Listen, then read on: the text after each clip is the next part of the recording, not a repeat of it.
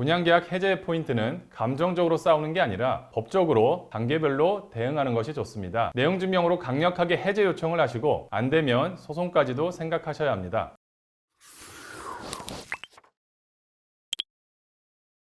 안녕하세요. 엔드법률사무소 정화연 변호사입니다. 영화 티켓 드릴게요. 구경 한번 해보세요. 이 얘기 듣고 모델하우스 가셨다가 흘려서 계약서에 도장 찍고 계약금까지 내고 후회하신 적 있으시죠? 사실 이런 사례 정말 많습니다. 오늘은 분양계약을 해제하고 계약금을 돌려받는 현실적인 방법을 알려드리려고 합니다. 쉽게 포기하지 마십시오. 오늘 영상 보시면 가능합니다.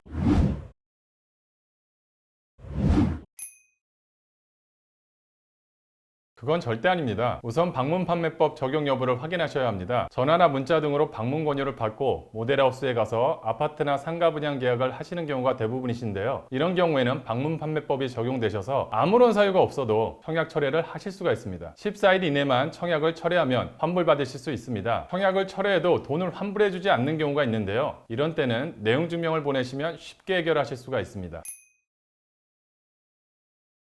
일단 대부분의 분양팀이 절대 안 돌려준다고 이야기를 합니다. 분양계약서에 보시면 정말 작은 글씨로 계약금 환불 불가라는 말이 있을 겁니다. 이 조항을 근거로 분양대행사 측에서는 계약금을 돌려줄 수 없다고 하는 것인데요. 이런 환불 불가 조항 자체가 일방적으로 소비자에게 불리하게 설정된 조항이기 때문에 약관규제법에 따라 조항이 무효가 될 수 있습니다. 이런 경우에는 약관규제법을 근거로 환불 요청을 하시는 내용 증명을 보내시면 효과가 아주 좋습니다.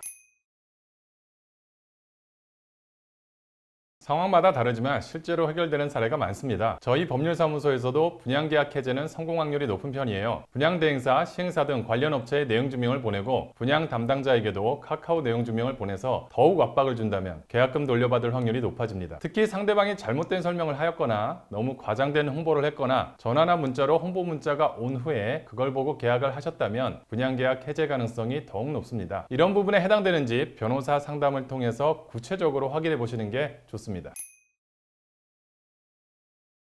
그땐 소송으로 가셔야 합니다. 계약금 반환 소송을 제기하는 것이죠. 실제로 저희 의뢰인 중에서도 절대 계약 해제 안 된다는 말을 듣고 내용 증명도 보내고 결국 소송까지 하셨는데 소송을 하자마자 분양사에서 바로 계약을 취소해주고 계약금 1,000만 원도 돌려준 사례가 있습니다. 분양계약 해제의 포인트는 감정적으로 싸우는 게 아니라 법적으로 단계별로 대응하는 것이 좋습니다. 내용 증명으로 강력하게 해제 요청을 하시고 안 되면 소송까지도 생각하셔야 합니다. 처음부터 소송으로 가는 건 시간이나 비용적인 측면에서 그다지 효율적이지 않으실 수 있죠. 내용 증명을 보내고 상대방의 반응을 본 다음에 소송 진행 여부를 결정하시는 걸 추천드립니다.